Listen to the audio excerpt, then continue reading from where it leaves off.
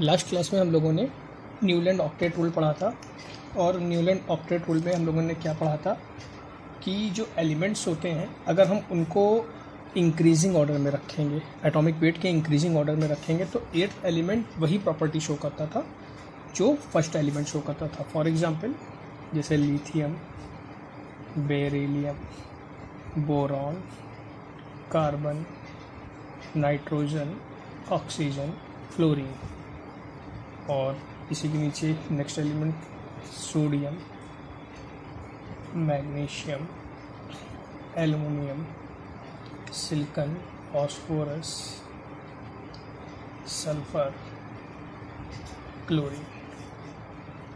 इनके atomic weight जैसे लिखे थे, इसका 7 था, 9, 11, 12, 14, 16, 19, 23, 24, 27, 28, 31, 32, 35.5। तो पॉइंट ये बताया गया था कि अगर हम एलिमेंट्स को उनके एटॉमिक वेट के इंक्रीजिंग ऑर्डर में रखते हैं तो एट्थ एलिमेंट वही प्रॉपर्टी शो करता है जो उसका पहला एलिमेंट शो कर रहा होता है। तो अगर बात की जाए ये रूल हमारा क्यों गलत हो गया था, तो इसके फेलियर क्या थे। अगर हम इसके देखें कि जो रूल था इसके फेलियर क्या आए थे, तो इसके फेलियर क्या थे। जैसे ही हमारी पहला फेलियर था इसका नोबल गैस डिस्कवरी। जैसे ही नोबल गैस डिस्कवर हुई, ये जो पॉइंट था ये पॉइंट गलत हो गया। फॉर एग्जांपल जैसे अगर बात करी जाए कि अब इसके बाद यहाँ पर हमारे कौन सी गैस आएगी, नियॉन आ जाएगी, ठीक है,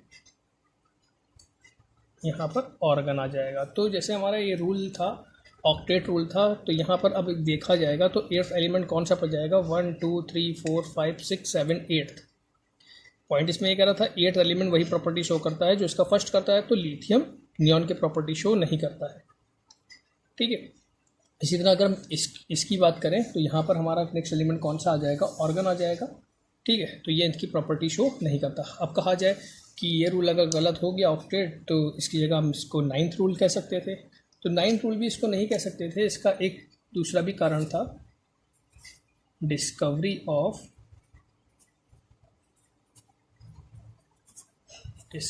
ऑफ हैवियर एलिमेंट।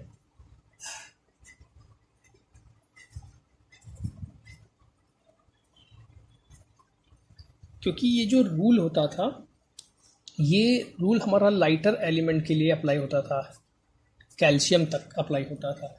इसके बाद के रूल के लिए, इसके बाद के एलिमेंट के लिए ये रूल अप्लाई नहीं होता था। तो यहाँ से इसका रूल हमारा फेलियर हो गया था या रूल हमारा ये गलत हो गया था, ठीक है। तो इसका पहला तो मेन कारण हमारा यही है कि इन्होंने ऑक्टेट रूल दिया था और ऑक्टेट रूल में जब हमारी नोबल गैस की डिस्कवरी हुई तो यहाँ पर हमारा ये प्रॉपर्टी शो नहीं कर रहा था। दूसरा रीज़न हो जाएगा डिस्कवरी ऑफ हैवियर एलिमेंट्स, ठीक है। ये कारण थे न्यूलैंड के फेलियर के।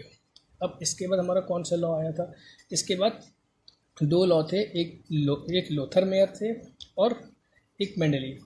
तो अगर हम बात करें लोथर मेयर और मेंडलीव की, तो जो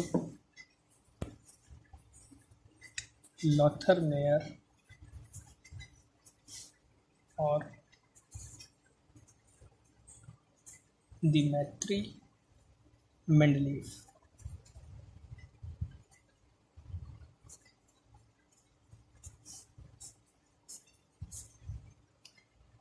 तो अब बात इन दोनों की करें तो इन दोनों में से जो हम लोग मेन रूल पढ़ते हैं मेंडलीव का पढ़ते हैं। दोनों में कोई इक्वलिटी नहीं थी, ये कहा जाए कि दोनों एक दूसरे के दोस्त थे, ऐसा कुछ नहीं।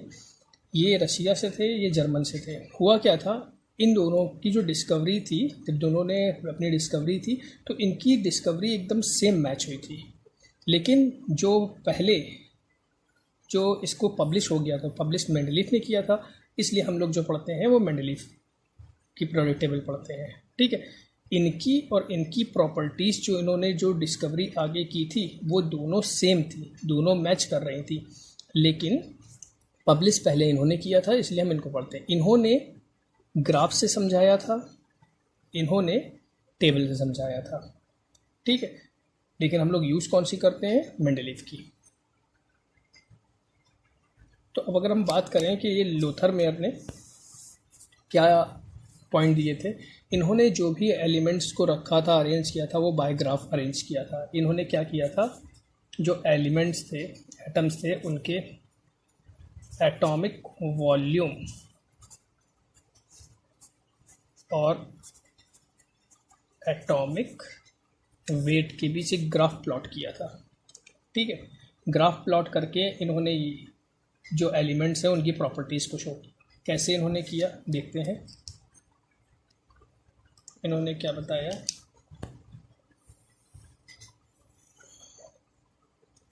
यहाँ पर इन्होंने रखा एटॉमिक वॉल्यूम एलिमेंट का और यहाँ पर एटॉमिक मास।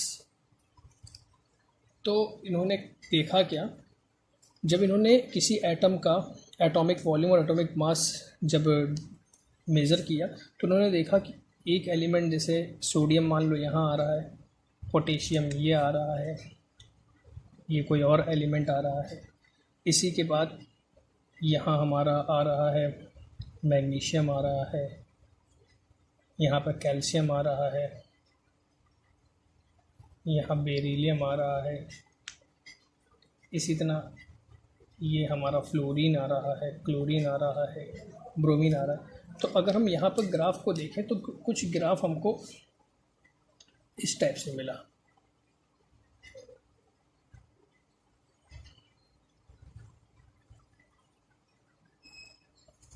इस टाइप से हमको ग्राफ मिला। तो जब इन्होंने जैसे ये देखा था, ये हमने लिखा था सोडियम का है, पोटेशियम का है, ये रुबिडियम का है, ये हमारा मैग्नीशियम का हो गया, ये कैल्शियम का हो गया, ये बेरियम का हो गया, फ्लोरीन है, क्लोरीन है, ब्रोमीन है। तो यहाँ पर जो इन्होंने पॉइंट बताया, जो एलिमेंट पीक पर होंगे उनकी प्रॉपर्टी क्या होगी? सेम होगी, ठीक है। और जैसे यहाँ पर देखा जाए, यहाँ पर जो एलिमेंट जो है वो सेम पोजीशन पर हैं, उनकी फिजिकल और केमिकल प्रॉपर्टी सेम होगी। तो इन्होंने पॉइंट क्या लिखा, पॉइंट इन्होंने ये दिया, पॉइंट यहाँ पर लिख रहे हैं, पॉइंट बताया element at similar position of curve have similar properties. ये इन्होंने पॉइंट बताया, ठीक है। जो एलिमेंट सिमिलर पोजीशन पर होंगे उनकी प्रॉपर्टीज़ हमारी क्या होगी? सिमिलर होगी। लेकिन अगर हम बात करें इसकी, तो ये पॉइंट हमारा, जैसे इन्होंने बताया कि सबसे पहले हमारे एल्काइल मेटल हो गए, सेकंड पे हमारे एल्काइल अर्थ मेटल हो गए, इस तरह से इन्होंने पॉइंट। लेकिन अगर हम इनको किसी टेबल में रख करके पढ़ें तो ये हमको ज़्यादा अच्छे से पता चलेंगे। अब यहाँ पे कहा जाए, अगर हम ग्राफ में ही सारे एलिमेंट अरेंज करने लगे तो हम इनको ग्राफ में अरेंज नहीं कर पाएंगे।